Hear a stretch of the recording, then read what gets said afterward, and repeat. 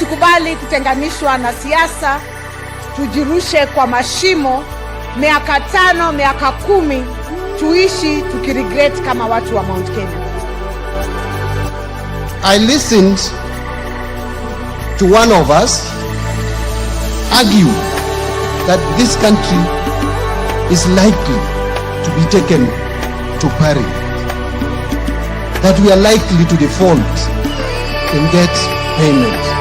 That is irresponsible statement. The Mbadi I know, you should have foreseen that. You are an expert. By the time you are giving that commitment, Honorable Mbadi, those are things that would have been on your fingertips. Nasikia Sifuna anaongea na nguvu. Wakati unaongea mambo yangu Sifuna, ujue mimi ndio mwanzilishi wa ODM. So naenda polepole kidogo. Mheshimiwa Rais, mimi ndio Sifuna. I think William Ruto is actually unfit for the position of President of the Republic of Kenya. Bring politics into the military. And for your information, hiyo Ruto must go, si kusema ati atolewe ofisi kinyume ya sheria. No. There's a clarion call in preparation for the general election. Ruto atatolewa kikatiba na uchaguzi wa 2027.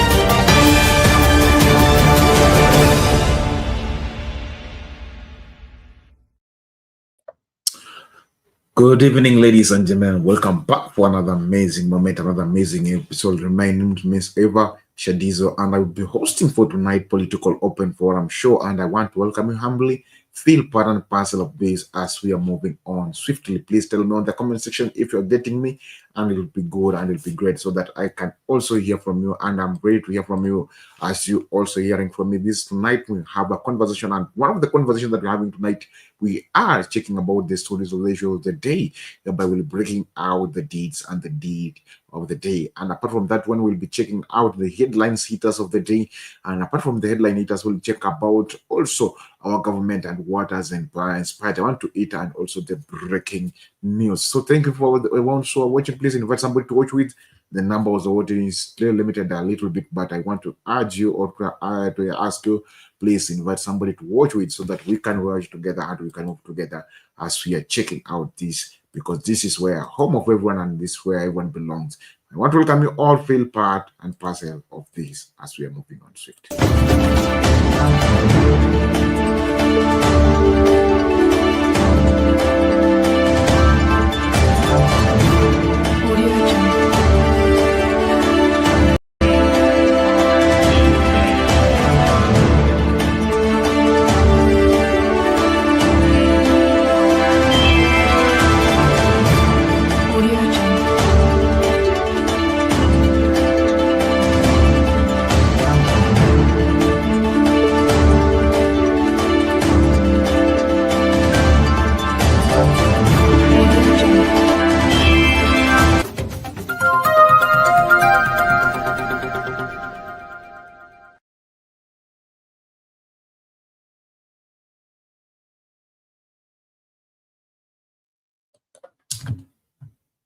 Welcome, and my name's Shadizo, and thank you for those who are watching. Please, I want to urge you as we are beginning up the discussion tonight. The discussion began on a tricky conversation whereby we will begin with the 5 people who got murdered due to some 2, 3, 4 effects.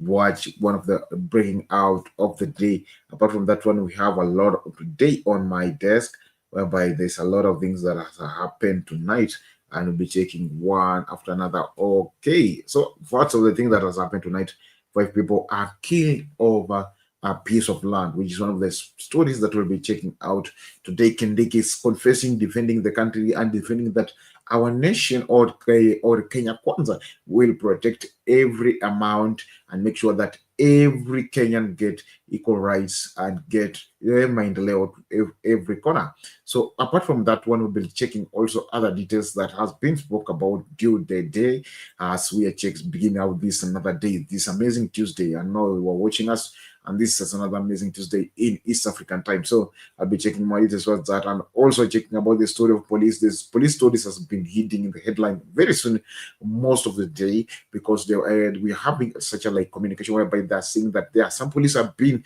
eliminated from the police force from the GSU force because they are found guilty of corruption. Apart from that one, I'll be checking also the stories about, or many stories, a little bit. We have 2 or 4 stories that has been linking up with the police force. Also be checking out towards details for us that, and also checking more details towards our nation and what has been growing in up to. So I want to tell me in the comment section what is your opinion and what is your view about it, so that I can also have a communication and gratitude to see you. I see on the comment section the people are still beginning to join up, and welcome you all. From Team Facebook, I can see Team Facebook joining in, saying hey, Kemboy KE, thank you Kemboy for joining us, sharing the link of WhatsApp. Okay, thank you for those who will be joining up, and the link to join up the studio is on the comment section. Please use the link to join up the show and let us have the conversation together as you're moving on swiftly. Let me first begin with the analysis and the breakout of the day, because the day has been fun, gorgeous. This is how Luo says. The day has been flabbergasted with a lot of goodies and a lot of was tradings out. I know there's a lot of things trending out and a lot of things coming out, but let us check in more details towards what has been breaking out. Okay, I'll begin with one of the stories that has been getting out and hitting the nerve so much. And the story is all about the school kids. The story is claiming by the school kids are being sent home, which is something that's not right. And I'll say that if the school kids don't have the school fees, it's the responsibility of the teacher to call the parent, but not sending the student home, because this has caused a lot of calamity. One of the things that parents are complaining of, there are many students who are getting lost recently due to being sending home. There are other students who have been getting even to accidents because of just going home. Other students are getting into early marriages because when he's sent away, he gets the opportunity to go and stay in other places and then come back home later. Other students, even they have paid the school fee, but they get the opportunity to run away from school and go to hidings and don't attend the class while the parent knows that my student or my child is in the school. So that's also has been a matter of the day, and I will first want to check out that story so that I can hear your comments and I can hear your opinions too, because your opinion matters too. Also, I want to hear from you, and I want to hear from your comments and your opinions too about this story, because this story is one of the stories that has hit the headlines due to the week since yesterday and today. And when we check about the story of a school and whatever is going on, we see that is how serious things are on the ground. So I want to hear from you and to hear this from you. Let us watch this, and then we'll come to the agreement with you. Yeah. Now, schools across the country reopened on Monday for the second term, but a familiar crisis is brewing. School heads are once again decrying the government's failure to release capitation funds on time. And as Mary Mwoki now reports, this funding delay is among reasons cited for additional levies charged to parents, a move that has sparked uproar from various stakeholders, with the Elimu Bora working group putting schools and the government on the spot for imposing what they term as illegal levies on parents for what ought to be free primary and junior secondary school education. As the second term begins, school heads are raising the alarm. Despite classrooms filling up, government capitation remains an unrealized promise. Through their union KUPPET, school heads accuse the Ministry of Education of failing to disburse last term's capitation in full, a failure now pushing many institutions to the brink of a crisis. KUPPET says schools are running on fumes. So far, the government has not found it prudent to pay the capitation to the schools. And yet when politicians talk, they talk about free education. Yet parents are supposed to pay some levies.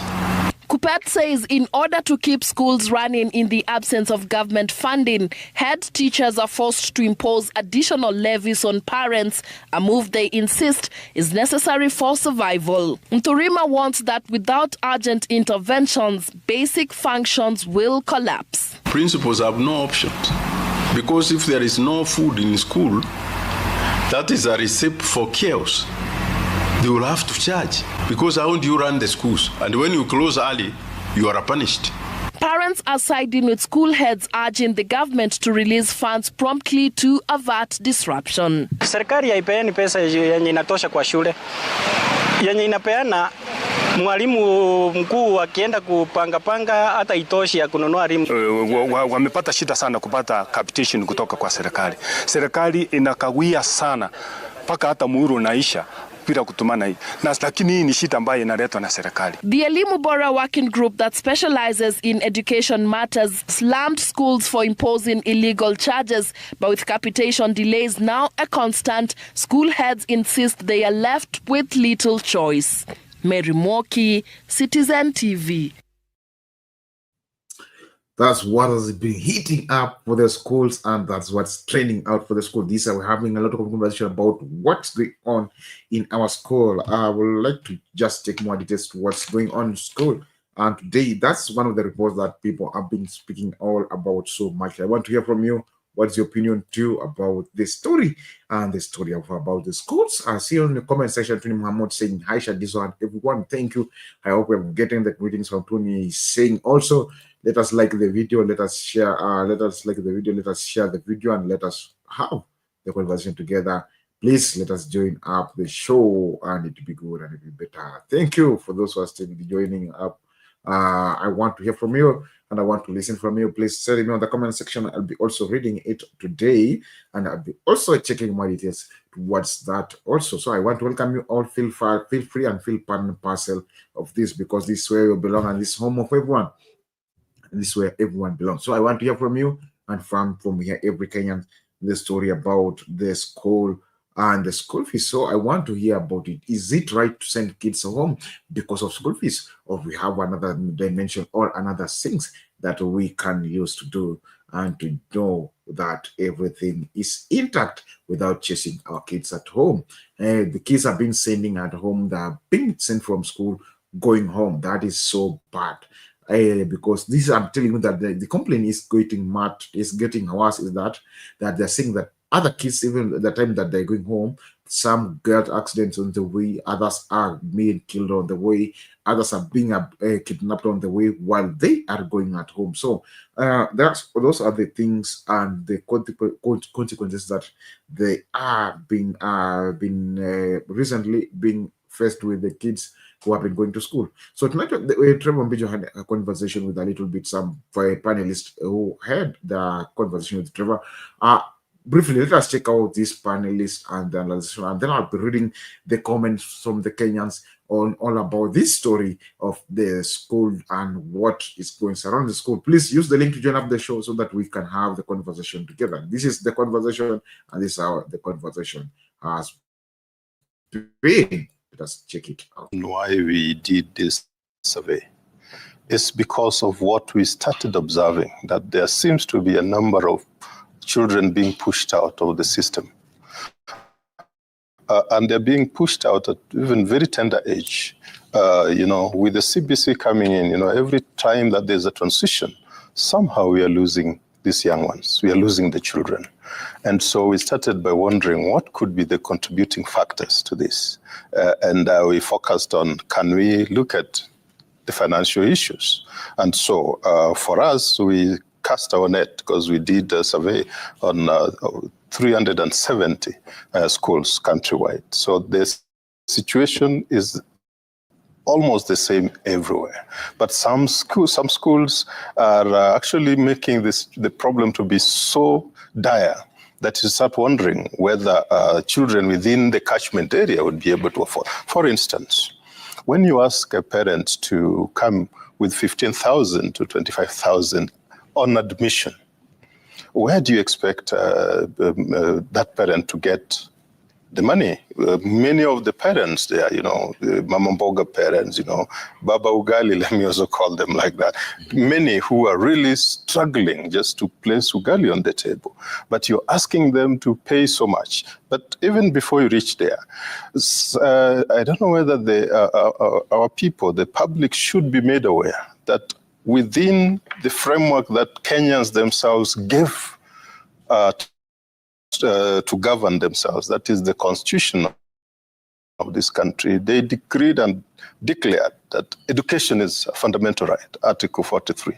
That is Clause 1 F. Yeah. Article 53, Clause 1B, the right of the child to to free and compulsory basic education that's articulated, and the other legislations that have been made, the Children's Act 2022, because that was Children's Act 2001, revised 2022. You go to the Basic Education Act. Yeah. They are so specific, they don't leave any doubt as to what should be done. In fact, they place somebody in charge. They articulate that, that is Section 28 of the Basic Education Act, that the Cabinet Secretary has a responsibility to enforce the law and ensure that every child is in school and learning. That if there's to be any variation of that, if any levy or any payments is to be made, then that is a very small window that can happen, that can be done. That window is provided within the Section 29, part 2D. Yeah. It provides that where a school has actually sat and realized that there's certain items, certain things which they seriously require. I'll give an example of, like the floods that happened. And then you realize that there's a school that really requires urgent intervention. The school can sit and then parents themselves agree that we want to intervene in such an area. When they do so, they must pass a resolution. It must be passed to the County Education Board, and it must go straight to the Cabinet Secretary. The Cabinet Secretary must consider how it is reasonable, whether it is reasonable.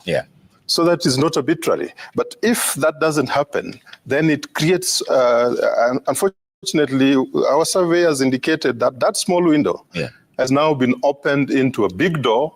In fact, it has become a gate. I think that's what you were saying. It is now a floodgate. Anything and everything goes. Why am I saying so? Because even the areas which were protected, like no admission fee shall be charged. That is expressed in the law. They've sneaked that in. Okay, I'll come back to you to continue explaining this. But let me bring in Okal here. As a parent, are you seeing any justification for these extra levies? And have you been explained to when you go to school that these are the extra levies for this particular purpose? Trevor, thank you first of all for bringing me in and representing the parents.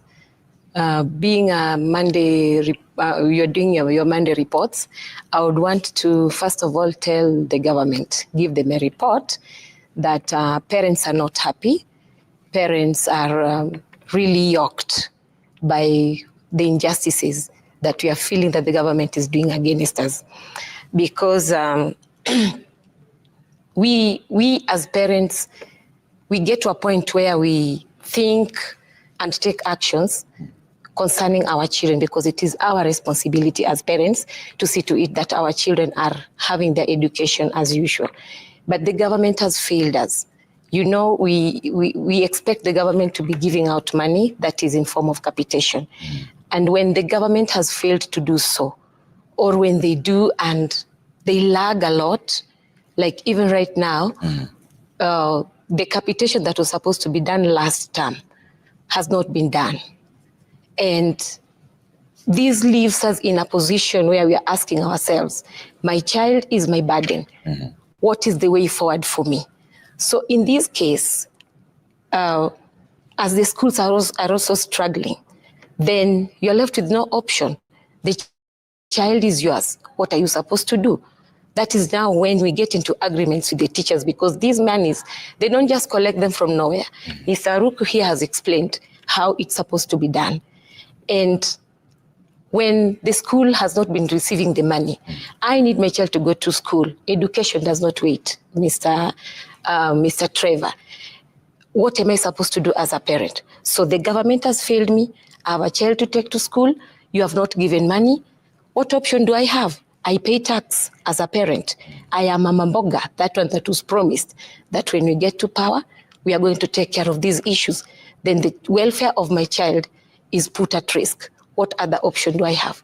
So it means that after paying the government taxes, and they're not doing me what I'm supposed to receive, they're not giving me what I'm supposed to receive, the services are not there. Then again, I have to go to my pocket so that my child can be taken care of. Ask yourself, why is it that you have never seen parents outside here coming to do the demonstrations that our children are not in school?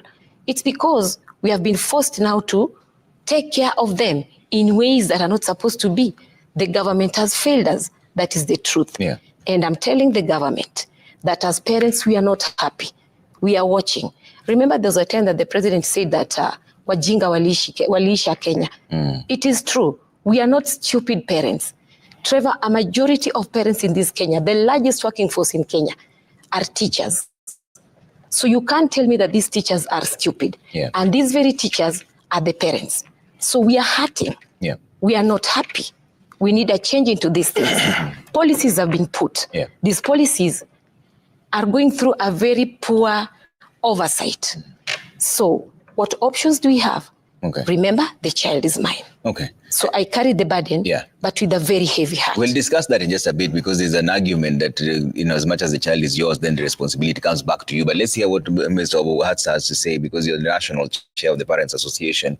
What have you done to somehow intervene on this? It's not entirely your responsibility, but because you represent all the parents, is there any intervention measure that you've explored that seems to be effective?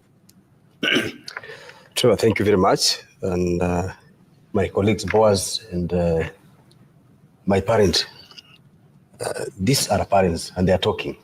True. And I represent them in the government.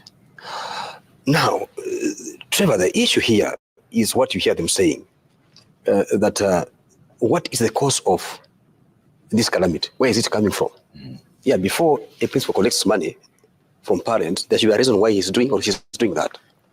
Because they are called illegal levies. And the reason being, the way the monies are collected from parents, the procedure is not to be the way it's being done. When I'm sitting here, Trevor, this is a circular from the PS that I'm carrying, and I have to show you. It is here, and you can see this circular.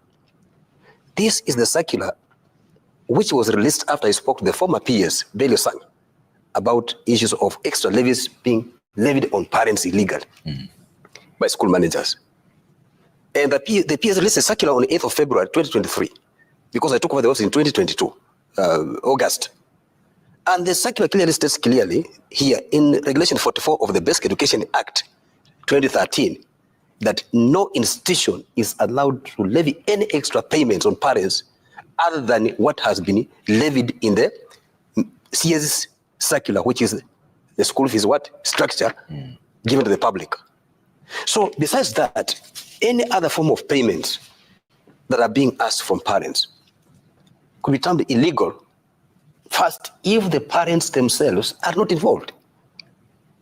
We have instructed that where levies of the child parents, the school management boards, the PTS must sit and come up with a very good answer that during the AGM, they have to give the parents, tell them, we need to buy a glass of water, which is 5,000 shillings. As parents, we are 200 parents here. If each parent gave just 10 shillings, we can afford this money. And then the parents vote and agree. Parents must agree that we can do that. If the parents have not agreed, if this matter has not come to the AGM, and here it is now, parents are getting separate fee structures to pay. That is where this issue of illegal levies are coming in. The second point, you cannot levy parents to pay because capitation funds have delayed. What happens when these capitation funds are now released to the schools? Do the principals refund back the money to the parents? Because when wamekopa pesa wazazi, they have borrowed money from the parents. In other words, you can just say like that. They should pay with interest. So they pay the interest. They pay. It has happened for several years. Do you know how much money the schools owe parents in terms of refunding? We should be asking the government to have the principals that collect money from parents illegally, refund the money with the interest. We should be seeing heads rolling with the TSC taking action. Because in this circular here, it says clearly, and let me read, Sub-county directors of education have been instructed to visit all their schools in their jurisdictions to establish whether students are being sent away due to unauthorized levies, and afterwards report such cases for administrative action by and received by 10th of February 2023. Yeah. This is a policy matter, authority from the government, given to the public. So the question also comes, how many parents have gone to the police stations and reported that we have been charging extra levies as evidence, as much as they are saying that the principals are charging them money? How many parents have come to my office to complain officially that we have been charging this money? You see that kind of scenario? Yeah. So for me to come out and speak about this, I want to thank Boaz and his team for bringing out this or uttering this. I would call this an earthquake that is affecting parents. Okay. And we are here today. Yeah. We want the government to understand that parents have been misused. Okay. Just because they are lenient. Okay. And as a parent, I will not want to see my child in the house because I cannot pay 200 shillings that has gone. As I finish on this point, the other issue is this. In school boards of management and even some principals, they are doing purchasing or they are doing supply to their own schools. So, and they use different names. They use different companies to supply. So there's also I'm a principal. Yeah. I'm supplying my own school, but my name is Okala. Okay. And the company. Okay. So I will have to use all means to have parents pay so they can recover my money. Okay. And Waruku, you know, earlier on, Nturima, who's the Deputy Secretary General for KUPPET, was saying that principals have no option. They have no choice. Schools are opened, capitation fee has not come in, food has to be there because, in fact, his words was, if you don't have food in schools, it's a recipe for chaos. Does he have a point that sometimes the head teachers really don't have a choice? Thank you very much, and thanks that the unions are speaking. I wish that all of them could speak with one accord. And when they speak, they should speak what actually should be the right thing to be done, not coping mechanisms. And indeed, my brother Buhatsa told you, there's no way where you can just decide because I'm hungry, you just go and raid somebody's shop or fish den, whatever it is, because you want to feed yourself. Levying illegal charges on the parents is akin to stealing from them, obtaining from them money, using those false pretenses. And indeed, that is where our unionists should be coming out and asking, because I know in the past they have talked about capitation and other remittances to the schools. They have negotiated in the past with the government. You remember there's a formula in existence of the 50% term 1, 30% term 2, and 20% term 3. Compliance with that arrangement has been very difficult for the government to meet. But also, I don't know the kind of consistency of piling pressure and reminding the government to do its bit, because in delivering of education, all the stakeholders have got a responsibility to do.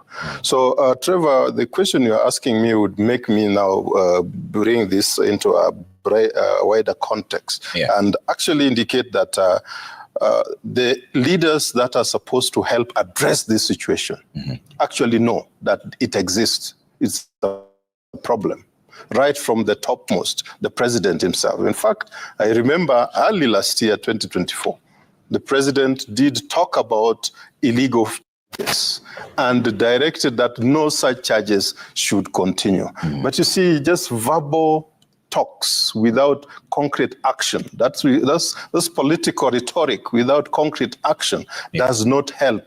Maureen is telling you, as a parent who sees the child coming back home all the time, that is a problem. And that is why maybe some of them quickly look for what means do we do. They even go and sell animals. Even some deliver firewood so that it is quantified in terms of money. So why that is happening when the president knows, the cabinet secretary, one rule, one basic responsibility given to the cabinet secretary by the Basic Education Act and the principal secretary is to enforce the law as is, those regulations, ensure that people comply, that there are no other charges which are being created, and that the remittances to the schools are done in time so that the BOMs and the school administrators plan with this money well ahead. Actually, today, you'd be informed that even the capitation for term 1 has not been concluded, has not been remitted to the schools, all in total, and yet we are in term 2. Why is that happening? It's because poor planning is happening somewhere. I think when that is reorganized, we probably would be having a much better publicly organized education or school system in Kenya. And the parents would, that load which is being placed on their back would be uplifted a little. All right. And Onokal, there was a challenge that was brought to you by Muhatsa when he was finishing his submissions, that how many of you actually speak out as parents. And you also mentioned that the government has been giving you a lot of injustice. But how much responsibility do you take as parents that this is my child, and there are certain things that I may want to be provided for in school that may not really fall within the regular spectrum? One of them that I'm sure you've seen is the remedial fees. Remedial fees is almost in every other fee structure that exists. Their argument is that this is the extra lessons or extra teaching that we give to the students beyond what is required by the Teacher Service Commission. Does that make sense to you? And how many times have you actually reported and taken responsibility as parents and said this is happening and action should be taken? Mr. Trevor, may I also ask you a question? It doesn't work. I'm going to ask the question. You just give the response. Because you are a parent. You are a parent, and this is the reason I'm bringing the question. And I would also want my colleagues here to respond to the same. What is it? What is this that is there that we need to use as an evidence that should hinder a parent from taking responsibility? Mr. Baz called it a coping mechanism. It is very clear.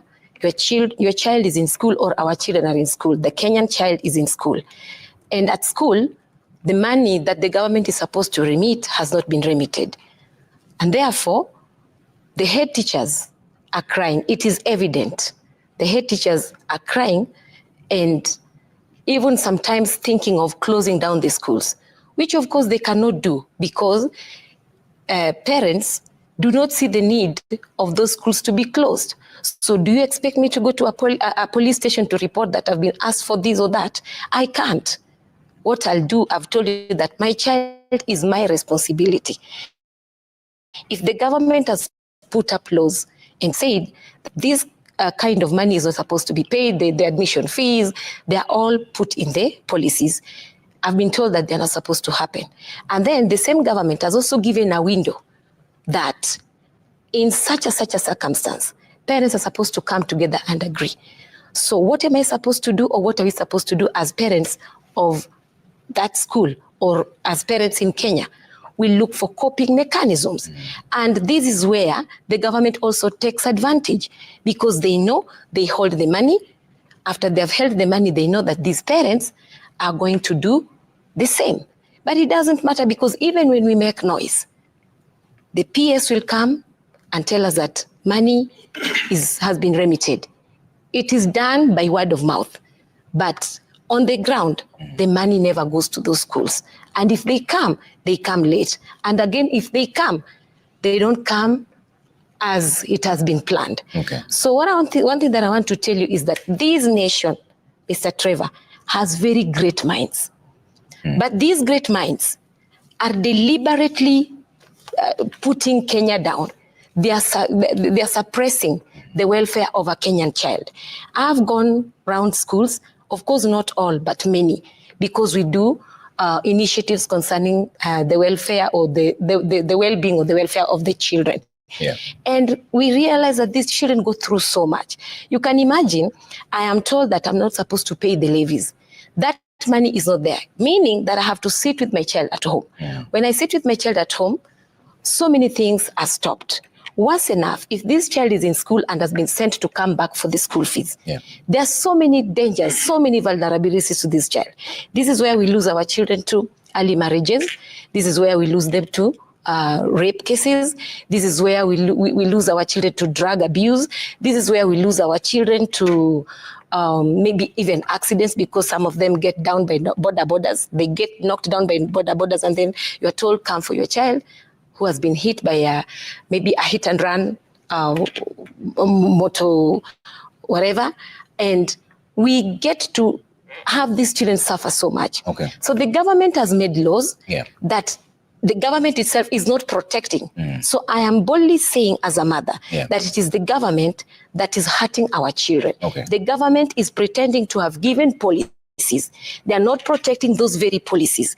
So it is the government abusing our children. Okay. If they take tax from us, just 1 minute, they are supposed to give us the services. The services. Okay. The reasons they took the taxes. Right. Yes. Fair point. Trevor, may I ask another question so that the president of the National Parents Association can answer at the same time? Because what we are discussing here still boils down to, do we have the money adequate to cater for all these things, which make it possible now for the teachers to start saying we don't have it and go. Do we have that money? And if we do, has the National Parents Association with the unions sat even with the cabinet secretary at that level long before the schools reopen, not waiting until the schools reopen is when people start jostling here and there? Because I know, as for now, the budget that was there, the 636 billion that was given to education for 2024, 2025, it's coming to an end. Not all of it has been remitted. What do they actually do to ensure that that money gets to the school? And indeed, other wastages that we keep on seeing, because it is also a matter of how prudently do we utilize those resources. So maybe you could be able to help us. Sorry to ask you a question. And Thank you, my team. I would say this. First of all, the Basic Education Act 2013 allows parents to participate in issues that go towards funding schools' activities. For example, the capitation fund does not cater for boarding and lunch, for example. Parents have to meet those costs. But we are saying the problem here could be the procedure. That are they involved in the first place? Secondly, we may not blame the government, because I've shown you the circular and it's here and I can give it to you to read if you want to read. This is a circular from the government. This is a matter of policy.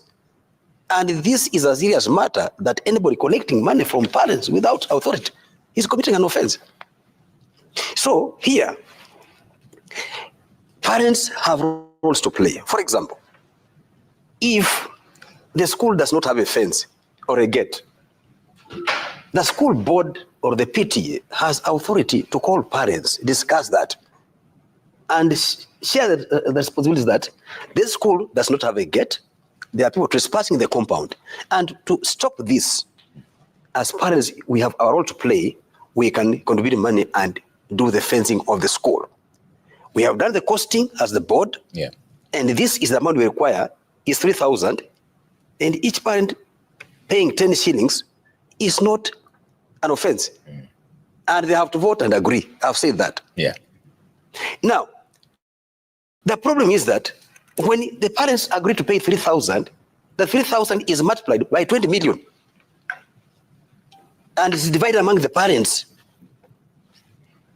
It was 3,000, but now 3 billion. It's now 3 billion. 3 billion Kenya shillings.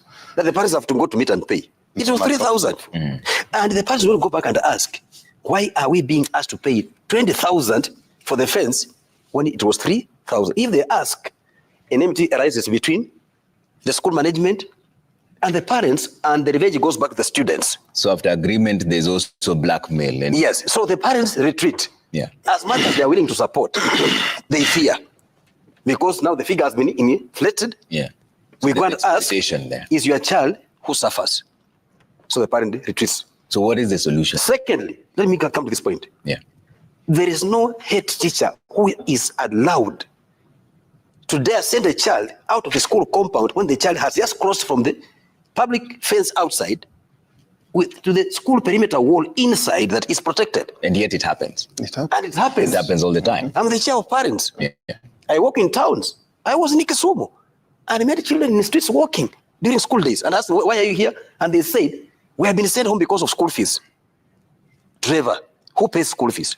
The children or the parents? There's technology. My phone is here. Why can't the principal pick a phone and call my mother to school? Must I go home? Students have ended up in wrong hands, as my parent is saying. They are sent for fees at home. They are married by force, by people on the way. It happens. Students have gone into accidents to an extent of some even losing their lives, parents losing. And you'll find that this child who is losing life was going to bring 500 shillings. Do you compare 500 shillings to a whole life of a human being? So what is the solution now as the child? Now, the solution comes here. The blame is that capitation funds are delayed. Do the principals understand why capitation funds are delayed by the government? Have they ever questioned? Trevor? I was in Mombasa with the former DP, the vice president, Honorable Gachagua, during the second school heads conference. And I asked him to explain to me, as the chair of parents, why capitation funds are delayed. And he explained, as a government officer, and told me, we don't.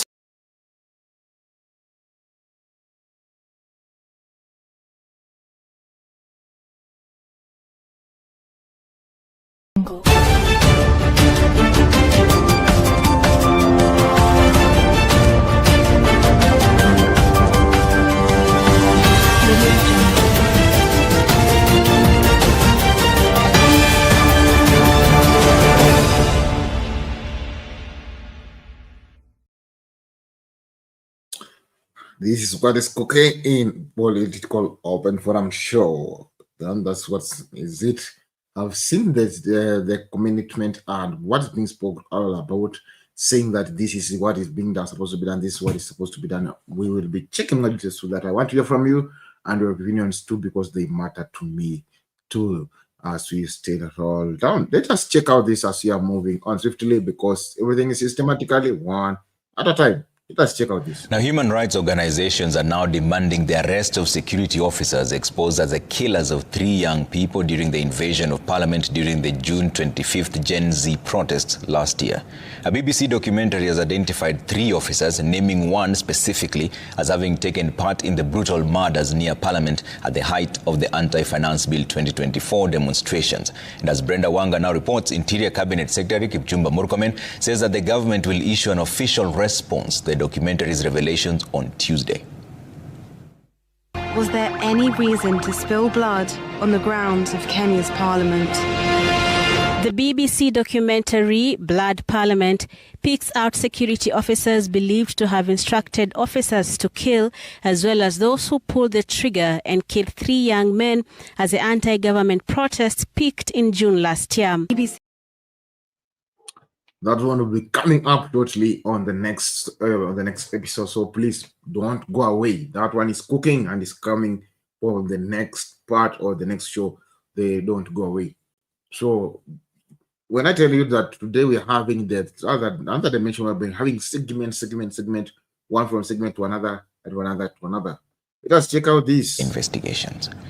Anyway, from that, all National Police Reservists, that's the NPR, operating in the banditry-plagued Kerio Valley will undergo fresh vetting before resuming their duties. Interior Cabinet Secretary Kipchumba Murkomen, while giving the orders in a security meeting with regional commanders, revealed that there were reports suggesting that some NPR officers had been collaborating with criminal elements. Citizen TV's Ben Kirui reports from Elgeyo Marakwet. After nearly 6 hours of deliberations with top security officials, including Inspector General of Police Douglas Kanja, Interior Cabinet Secretary Kipchumba Murkomen announced that there would be a fresh vetting of National Police Reservist NPR. The decision follows concerns that some reservists drawn from local communities have been collaborating with bandits, working with police by day and aiding criminal elements by night. Tumepata habari ya kwamba kuna watu wanafanyia kazi NPR, lakini mchana wanajiita NPR, lakini wanapambana na wako upande moja na majangili na mabandits. Kwa sababu hiyo tumesema we want to do a revetting of all the NPR officers. Na hiyo revetting tutafanya in an organized manner. The Interior CS also announcing a raft of reforms aimed at tightening security operations. Among them is the establishment of a clearer command structure, requiring all NPR officers to report directly to station commanders. As part of additional measures to bolster security in high-risk areas, Murkomen revealed that chiefs who have undergone paramilitary training and whose safety is deemed to be under serious threat will now be eligible for firearm licenses. Tunaanza shughuli mara moja ya kujaza wale NPR ambao wameondoka ama wamekufa. Hiyo process starts from Monday na itaongozwa na chief kwa ground. But even as the CS made efforts to deal with the insecurity in the area, a woman was shot and killed, while 3 people sustained injuries after bandits attacked a convoy which was heading to Marigat from Tangul Bay in Baringo County. The attack at Moinonin comes a week after 2 other people were killed in Loberer along the same highway. Now that problem has now mutated. Imetoka mambo ya kuibiana ng'ombe, sasa ni kupigania boundaries ya one constituency to another, one community to another, na imeenda pia kwa economic sabotage na robbery, highway robbery. Iyo, we are fully seized of that issue and we will deal with it decisively. The high-level meeting held at the Chesongoche Sisters facility in Elgeyo Marakwet County brought together senior security officials and national government administrative officers and GAOs. So that's what I've been cooking with the police force. When I tell that I'll bring up the story of the police force. See, this is so serious.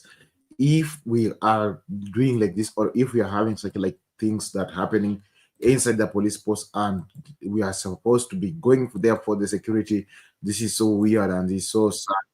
So please let us try to be careful, even if we are working with, because if the police are being accused of being corrupted and using the money wrongly, this is so serious. It is not just a simple allegation. This is a very serious allegation whereby we need to check out into it and condemn for everyone that is doing like that. And then I'm asking, how do you think this will be achieved?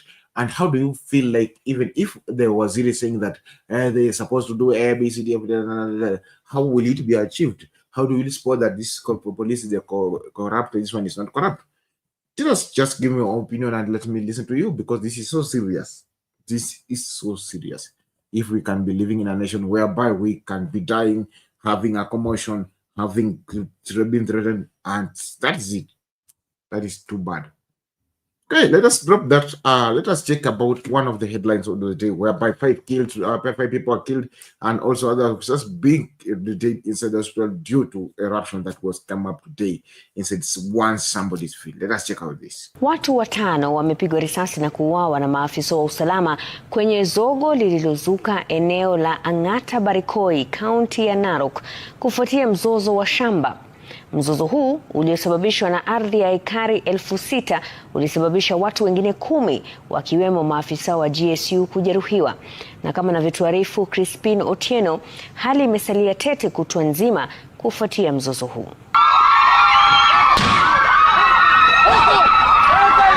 Ndivyo hali imekuwa Ang'ata Barikoi Jumatatu. Maandamano yaliyoanza asubuhi na wakazi wa eneo hili la Transmara Kusini ikigeuka kuwa uwanja wa vita. Watu 5 wakipigwa risasi na maafisa wa polisi wakati wa vurumai hiyo.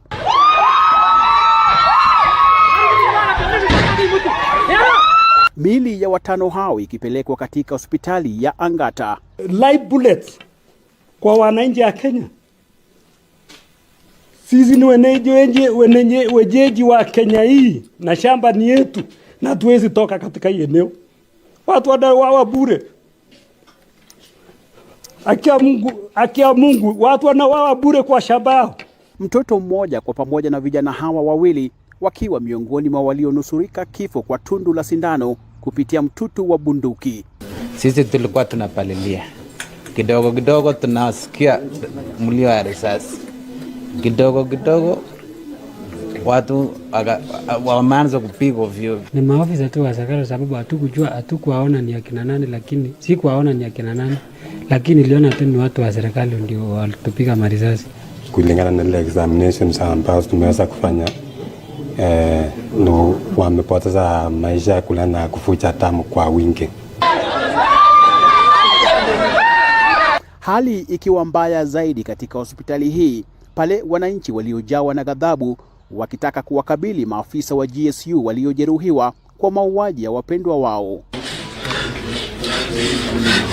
Na mahali ingali tete katika eneo hili la Ang'ata Barikoi, wananchi waliojawa na ghadhabu wanasema kwamba baada ya watu 5 kupigwa risasi na kuuawa na kuletwa hapa, wanasema kwamba watazidi kufanya maandamano kufuata haki yao na vile vile kuhakikisha kwamba shamba hilo limesalia kwa wenyeji ambao wamekuwa wakiishi kwa takriban zaidi ya miaka 30. In Kenya sisi wakimbizi. Kufuatia hali hii, magari ya maafisa wa Wizara ya Ardhi yakichomwa wakati huo. Wenyeji wakiachwa na maswali chungu nzima kushinda majibu kuhusu utata wa ardhi katika eneo hili la mpaka wa jamii ya Kipsigis na Wamasai, Kuria na... That was happening also today. We have seen it, the conflict and the killing of the people. That's so sad. Please, tell me your opinion, tell me your views too. What do you think also about that? What do you think about that as you're moving on swiftly? That's also serious. I will do the last video of the first segment, then we'll be joining up the second segment. This is what has wrapped up as we are going up.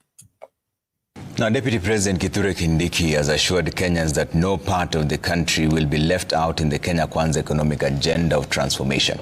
Speaking on Monday during his development tour of Samburu County as he commissioned the Maralal municipality market that cost the taxpayer 73 million shillings, DP Kindiki said that every part of the country will benefit from key development projects aimed at transforming the lives of all Kenyans. Earlier on, Kindiki inspected the progress of the construction of Yamo Dam. The project is expected to ease water access to Maralal town and its environs on completion. The Deputy President said that the Rumuruti power substation is being hastened to boost electricity supply in Maralal town and the environs to avert frequent outages.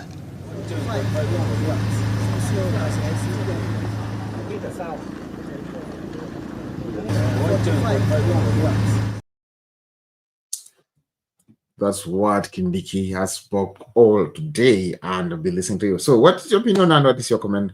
Please put your comment down in the comment section. I'll also be checking out of the poll question. Please vote, and it'll be good and be great for me having you here. Please, coming up, I want you to hear from you and to hear from your opinions too, to hear from your part also, because also you matters a lot, and I would like to listen to each and every one of you. So put the comment in the comment section, and I'll be good so that I can hear from you and I can listen again from you and again. I love you, people. Let us move on swiftly as we are checking out this analysis and the growth of the day. I don't have much to speak today, but to have the conclusion of what do we supposed to do, or how do we supposed to handle things. So that's one thing I'll be leaving you with as we are going on to the next level, because we still have a lot to do and we still have a lot to discuss on board. So I welcome you. Let us discuss this, all of us on board.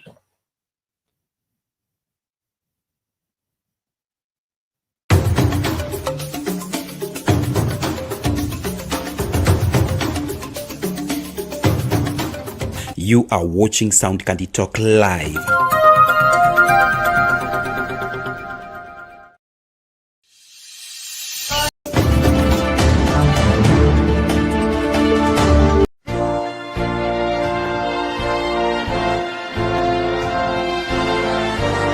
Marriage is one of life's most monumental decisions.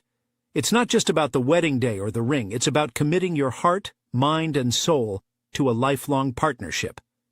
But here's the big question. Are you really ready? Introducing Are You Marriage Ready? By Bernard Ngozi, a transformative ebook designed to guide you in building a successful and fulfilling union. This essential resource delves deep into personal growth, compatibility assessment, and the true meaning of marriage beyond the fairy tale. Learn how to reflect on your values, develop emotional resilience, and evaluate your relationship to ensure compatibility. This book opened my eyes to areas I needed to work on and helped me see my relationship in a new light. Jessica M. Available now for just $5, Are You Marriage Ready? Is accessible on all major platforms. Don't miss this opportunity to prepare yourself for one of life's most beautiful journeys. Follow the link in the description below to download your copy now. Empower your future. Embrace a fulfilling marriage now.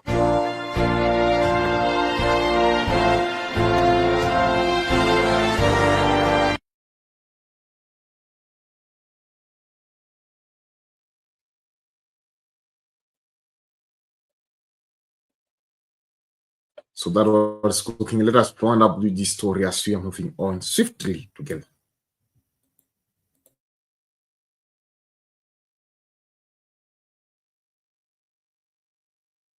We have to wait for the 2 weeks. But that does not give an excuse to the principals to send children at home. Yeah. You see this? So the government is looking for a solution, but the children are on the roads. Why are they on the roads? In this, Boaz has questioned this. Has the government ever sat with the Parents Association? I'm the chair. And with the chair or the president of the secondary school heads association, primary school heads association on the same table and shared this issue of these school funds? We have not.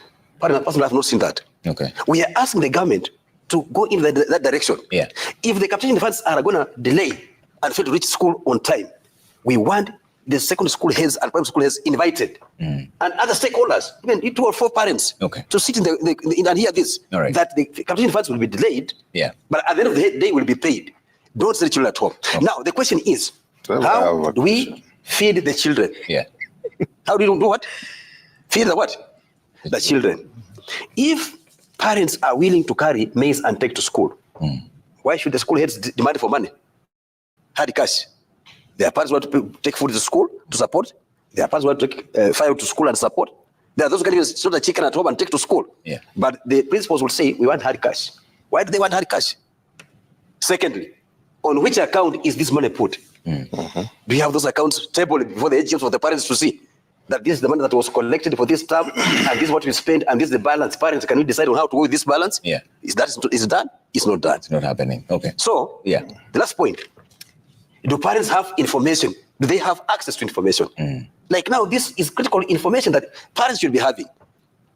So the government should strive to work with the National Parents Association to have parents on these things that are very sensitive, like these ones. Okay. They must understand school meetings. Yeah.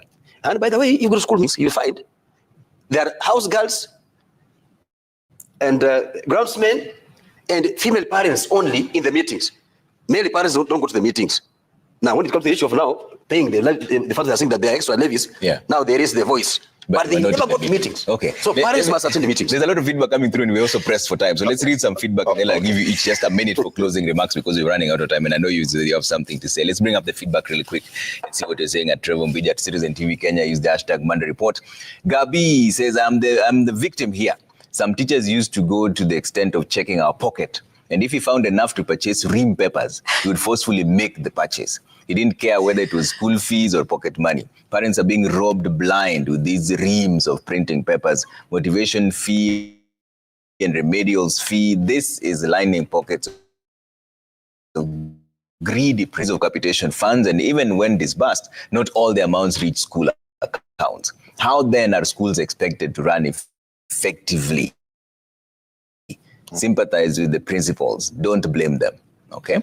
Kate Best says most of those extra levies are discussed and passed in AGMs and academic days. Parents unanimously agree to boost programs that have been set up by schools in order to achieve success. I now wonder why they are disgruntled.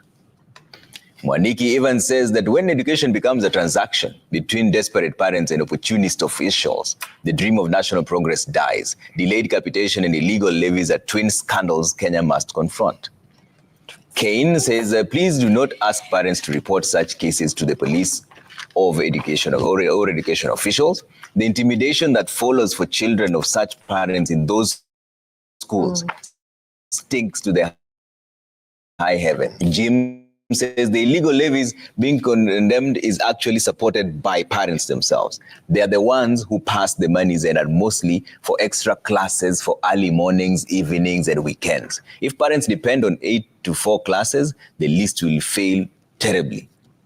Sir Nixon says, yes, basic education, primary and secondary school is free in Kenya, but only on paper or policies. For ground, mambo ni very different. CS education, go to the ground, and if you want information, provide an SMS or toll-free line.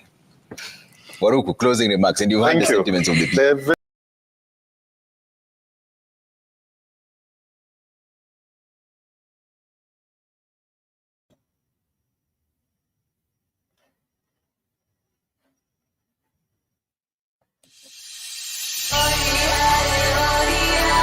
Tusikubali kutenganishwa na siasa, tujirushe kwa mashimo, miaka 5, miaka 10, tuishi tukiregret kama watu wa Mount Kenya.